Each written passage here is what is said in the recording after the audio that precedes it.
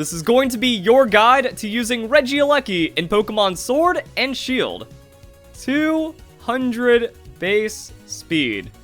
The Mad Lads over at Game Freak decided Generation 8 was the time to break the 200 speed barrier.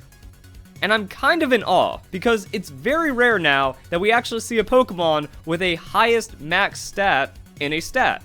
And I think that's because of Generation 2. Like, Generation 2 made it to where Blissey and Shuckle lock out hit points and defenses. Like, there's not going to be a Pokemon with higher than 255 because 255 is the current cap. That's the only way that Game Freak can change things up, is if they break the cap. And then after Mega Evolutions came in, it's like, well, yeah, now we're just kind of dealing with really crazy offensive stats as well. But 200 speed is so absurd, it breaks the game. Because now, Regieleki can run weird natures, and it can run weird EV spreads and still outspeed every Pokemon in the game, and then outspeed most Pokemon that have like ×2 speed from a Tailwind, or 1.5 times speed from a Scarf or an Airstream, or just random speed stats pumped into it. Regieleki just takes everything and throws it away, because 200 speed is so high.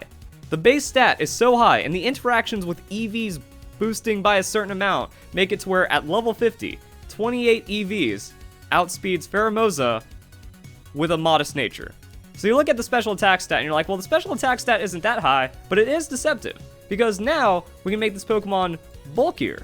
That 80, 50, 50, you're just going to one-shot it. No, now this Pokemon actually gets to survive a little bit more than you would expect. Also, we get to look at the special attack. 100 special attack modest nature, going to be closer to 110. So now this actually has Jolteon special attack, but is faster than everything else in the game, and then still has a little bit of surprise durability behind it. So now you survive a move, and then you just get to clean up any other Pokemon, but the ability is where this Pokemon goes off the rails. I don't know who at Game Freak okayed this. The Pokemon's attacking stat is multiplied by 1.5 while using an electric type attack. So this Pokemon does as much damage as a Specs Jolteon before items even come into play. Truly obscene. And then Thunder Cage. Thunder Cage is actually like the least impressive thing on this Pokemon, and probably not going to be used ever. 80 power, 90% accuracy. It's not going to be like the Magma Storm. They didn't sneak in a 100 base power move on this Pokemon, and I don't think trapping and damaging the opponent matters. If it's in a bad matchup, they're going to switch out before Regieleki gets the chance to use a move. Also, if they're Focus Sashed, well, if you live or die, you know, it's going to not really change up too many things. If you survive, you're just going to outspeed them next turn, and then you KO them anyways. So, Thunder Cage, I don't really see too much of a point for running it. And then just the random 10% chance that you miss and lose the game, absolutely not worth it. So let's go and check out a moveset for Regieleki. And yeah, I'm actually recommending triple electric coverage on the Regieleki. This Pokemon is that absurd that this can 6-0. The opponent does not have a ground-type Pokemon, you 6-0 with the Regieleki. If the opponent only has one ground-type Pokemon, you have 5 other Pokemon to remove that, and then you 5-0 with the Regieleki. But the reason why is because Regieleki, it's an Electric-type Pokemon. Electric-type Pokemon are notorious for having horrible coverage, especially now that Signal Beam is gone. And I don't think Signal Beam would even work on this Pokemon, because a resisted, all kinds of crazy boosted electric type move is going to do more than a super Signal Beam. So we got some weird interactions going on right here, but the only other special move that we get that is not electric is Ancient Power, and once again, that doesn't matter. 60 doubling into 120, even on resisted hit. Like if you have electric terrain up and you're using Regieleki to its fullest, it's going to be less damage. So that's why I just say the idea behind Regieleki is that you have as much diversity in your damage profile as possible to remove every threat. Thunderbolt is just always going to be active, and it's 90 base power, but getting all those multiplicative stats to where it's just insane. And then we have Rising Voltage. Rising Voltage is a 140 power Dynamax move, and then on electric terrain, it gets the terrain boost and then doubles its power. That is terrifying. And then Volt Switch. So here's the thing. I think offensive switching moves are garbage, because they just really don't have too many Pokemon that can use them effectively, but people just splash them in. It's like, oh, my Pokemon's choice, so I have to have the U-turn, and then that means I get to do an extra 20 damage to the opponent and giving up coverage. It's absolutely not worth it. This Pokemon is so broken that it breaks my philosophies about how Pokemon is supposed to work. Because I've seen Rotom where it's Trick, Choice Item, or yeah, it's a Choice Item Trick Rotom that has Will-O-Wisp, Overheat or Hydro Pump, and then Volt Switch, and then that Rotom loses the game because the Overheat or Hydro Pump is resisted and it needs to use Thunderbolt to win the game. Like, Volt Switch isn't enough damage, Thunderbolt would be enough damage, so Rotom loses because it's trying to get too cute with the Volt Switch, and then that damage doesn't really matter even if Rotom's like trying to hit and run on the Volt Switch. And then you look at other Pokemon like Dragapult, people are running U-Turn on Dragapult. Why? That's a non-stab, low base power move. I'm not even that aggressive of an offensive Pokemon, so congrats, you do 20-30 damage to the opponent. Maybe it's a tank Pokemon, so you take even less, and then you're giving up coverage that Pokemon could need, and it's the same for any Pokemon where you see U-Turn. So this is the only case where you're going to see me saying run Volt Switch on a Pokemon, because with how crazy Regieleki is, you can do half of an opponent's health with a Volt Switch and then go into an ideal tank Pokemon to then just set up the Regieleki sweep even harder. So that's the thing. And then the last one, you can put anything you want here. And this move is for flavor. You can put whatever you want from Regieleki's weird move pool onto this spot right here, but I really like the substitute. Because let's say you're going up against an Amoonguss. Well, Amoonguss can't spore you, and it can't toxic you with this. Or other Pokemon like can't get a weird cheese onto the Regieleki that would reduce its lifespan. Like, you know, Scald lands, and then you get the burn, you took that damage, and then like now Regieleki doesn't get to 5-0, 6-0, just because of like some weird interactions and chip that happen. You throw up the sub, and if they don't break it, and if you get that status outplay on a tank or a stall Pokemon, well, now they have even less of a chance of stopping you, because maybe there's a Pokemon on their team that you have to 2-hit KO, well, now you're behind the sub, so you get to 2-hit KO them anyways, and then that guarantees you the win. Like, there is nothing more heartbreaking than a sub blocking out your options, while that Pokemon behind the sub is an obscene sweeping Pokemon. So, I like that. We can also talk about some of the other moves that we might see on this Pokemon. Light Screen Reflect. So, depending on what you want to do here, maybe you don't want to Dynamax it. Like Rising Voltage, this is your I'm Dynamaxing Regieleki move, and it's going to get hilarious. Maybe you don't want to Dynamax Regieleki.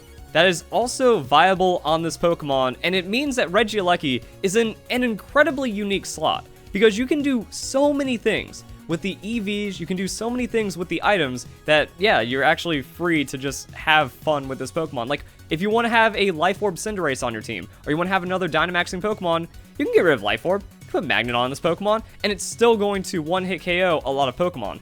Slightly less Pokemon, but it's still incredible amounts of damage. So it can either just be you Dynamax it and it's 6-0s, or depending on what the opponent's team composition is, you can choose not to Dynamax it, Dynamax your other Pokemon, and then Regieleki is still like the ultimate late game insurance. If you remove their ground type Pokemon, and then you're in the late game and everything's at like 70% health, 80% health or less, this Magnet Regieleki will win you the game. So you can also run like Light Screen Reflect here. I'm not saying you have to go dual screen Regieleki, but let's say you're going up against physical Pokemon, well, you use the Reflect against it. And then now you can do damage until Regieleki needs to switch, Regieleki goes down, they bring a better physical Pokemon, like a Earthquake Pokemon, well then you just switch into a tank. And then that tank has the Reflect support, Regieleki can still show up later in the battle, and then hard sweep off of just Thunderbolt, or tag that damage with a Volt Switch, and then you're still playing games around Light Screen Reflect. There's a lot of weird tech that Regieleki can do. We also have Electroweb, that's a doubles thing. So Regieleki outspeeds everything in doubles, hits the Electroweb, well now the opposing Pokemon are slower than your allied Pokemon, so before your opponent even gets to make a move, they're -1 speed and -1 Pokemon. And Electroweb is still probably going to do like crazy damage to the opponent, like, oh, both opponents just took 30% of their health off an Electroweb, one of them got picked off by your other Pokemon, and now they're slower than everything, and this isn't even Dynamax Regieleki. Like, Regieleki can throw up screens, or it can still be an offensive threat. Like, you can run doubles Regieleki without dual screens, and then just be like, oh, by the way, I'm Thunderbolting. Oh, by the way, my Cinderace just Dynamaxed. What you gonna do? So they have to focus the Regieleki, or else Regieleki is still providing a lot of KO pressure, or they have to focus your Dynamax Pokemon, because your Dynamax Pokemon's putting out a lot of pressure and also has a lot of crazy stuff. So, like, Protect could even screw over the opponents even more in a double set. You run support Regieleki, you run offensive Regieleki. It can do whatever it wants. And then, depending on like if you're Dynamaxing or not, Regieleki can have different items. Magnet's viable, Life Orb is viable, but my set, because I've seen the damage calculations. We're going to talk about the damage calculations in a bit. Just the Life Orb, this Regieleki with your plan to Dynamax, seems pretty unstoppable in most situations inside the game. But if you don't have plans on Dynamaxing your Regieleki, Choice Specs. Choice Specs for the Volt Switch in and out every once in a while for like obscene damage. If you can't one-shot them with a Thunderbolt, and then you can still have like some other moves. Maybe you have another Pokemon on your team that can get that electric terrain. Maybe your opponent accidentally sets an electric terrain. They forget you have a Regieleki, you have like a Vaporeon on your team, so you have to use a Max Lightning to KO it. So if they have a Jolteon, and then Jolteon needs to like Max Lightning, just ultimately remove your Vaporeon, Regieleki says hi and gets to take advantage of the opponent's Rising Voltage. Tapu Koko. Actually, I haven't even thought about the greater scheme of the meta too much. If they bring in a Tapu Koko, if you bring in a Tapu Koko, and electric terrain just kind of happens and doesn't get reset by like other Dynamax Pokemon, then you're just good to go. Rising Voltage, Transistor, Choice Specs, with terrain already up is kind of like the most filthy thing I could ever imagine in Pokemon. But that's also where things get weird, because Ground-type Pokemon make this Pokemon just not work. Well, just bring grass and water. Like, that's why I said Vaporeon. Like, if you're running Regieleki, you need a Vaporeon. If you're running Regieleki, you need an Eldegoss. And that's going to be the cool thing about Regieleki, that as people get to use this, you know, the series hasn't begun, but as the meta develops more, if something beats your Regieleki, it's like, oh, I didn't think that was actually going to survive, or I didn't think that this Pokemon was going to surprise me and take out my Regieleki, then you just add a counter to your team. So I think a really good starting point is going to be Eldegoss and Vaporeon, just because these Pokemon are filthily tanky, and they also have the matchup that you're looking for against ground-type Pokemon.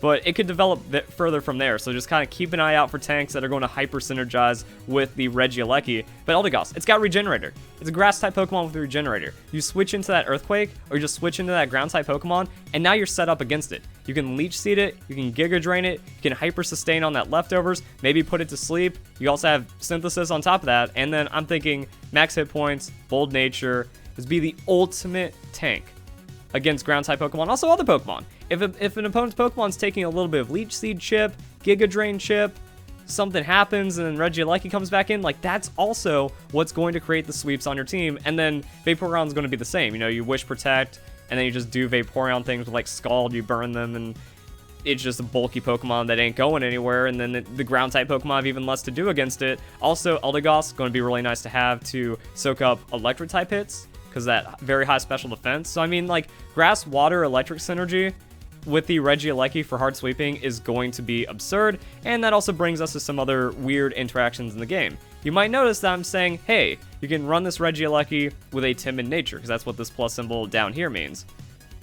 It's kind of wacky at level 50. So Dracovish now has Sand Rush. You can also see it behind a Tailwind. Max Speed, Jolly Dracovish outspeeds you by 1 point. And this is also what I mean by 200 speed breaking the game.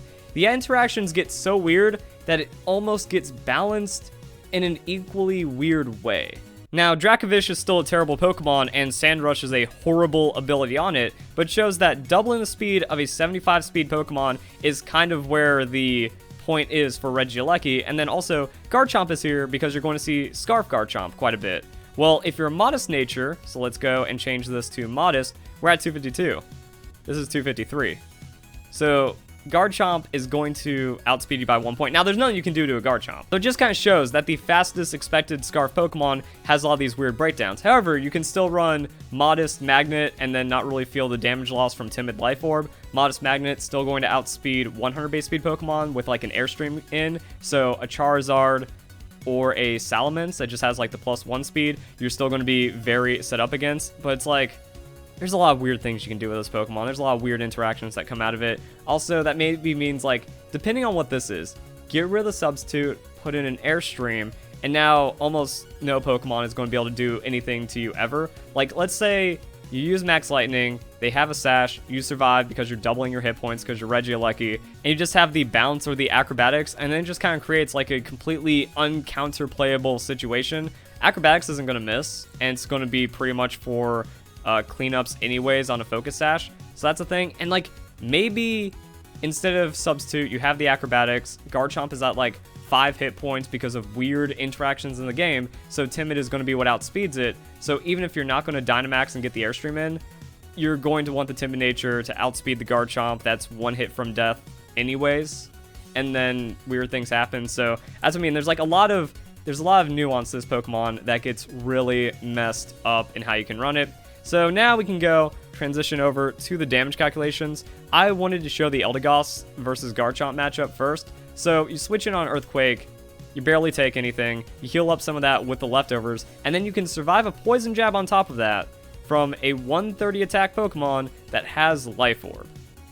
So a Life Orb, non-stab, super effective hit is going to be survivable with the Eldegoss, and then that's when you land your Leech Seed. So you get a little bit of Seed healing. Garchomp has taken 20% off the Life Orb, loses another 1/8 because of the Leech Seed, and then after Leech Seed, leftovers, Regenerator swap, maybe instead of Synthesis, you just run Protect because you're playing a very heavy hit and run Eldegoss as well. So you Protect, that's another Leech Seed, that's another leftovers, you switch out, well now you're back at full health, you go into your Vaporeon, full defense tank Vaporeon, eats the Poison Jab, doesn't care about Earthquake either, and then Garchomp is just going to remove itself from the game while you do nothing. And also, the Pokemon that comes in doesn't have to be Vaporeon, another tank, it's going to receive the Leech Seed, it's going to be able to play around.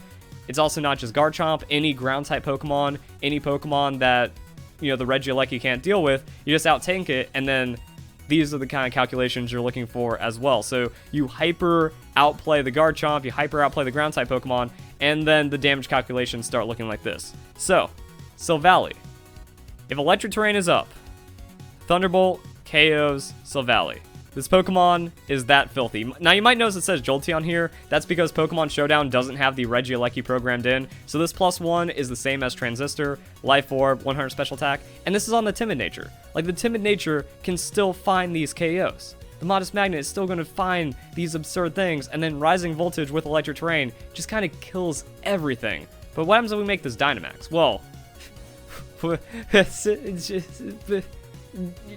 it's too much. It's too much. Well, now let's pop in that Dracovish, and yeah, that's going to be crazy. So, I mean, even without the Electric Terrain, let's say they lead Dracovish, you lead your Regieleki, well, you just instantly Dynamax, you get the Max Lightning at 90 without Electric Terrain, all that damage and stuff. Max Lightning is going to be a KO onto that Pokemon. And then the damage numbers only get crazier as that. Now you have the Electric Terrain. Now you have the Electric Terrain, you have the Rising Voltage doing 140 as a max move, and then 140 as a non-max move when you get out of it against grounded Pokemon.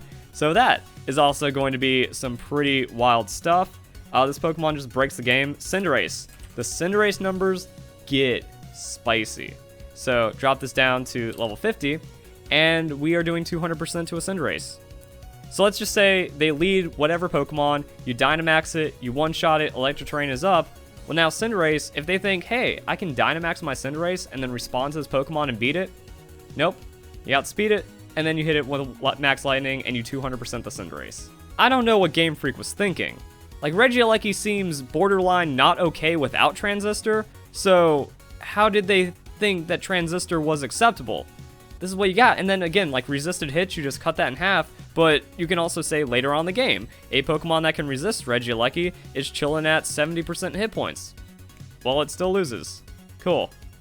That's gonna be the game. Like, you need a cheeky Assault Vest. You need to like 2-tap this thing in weird ways. But if you just play around like tanks with a Regieleki, it's kind of terrifying. So I love this Pokemon. I'm definitely going to be picking it up because this is fascinating what ends up happening in the game. And then we're just going to discover some other like weird things that happen. And then you just adapt Regieleki even more to that. And this Pokemon is insane. Also, pure electric type Pokemon. None of this really matters because of how frail you are. So there's that. And yeah, hope you guys enjoy the video. Hope you all have a nice day. Thank you very much for watching.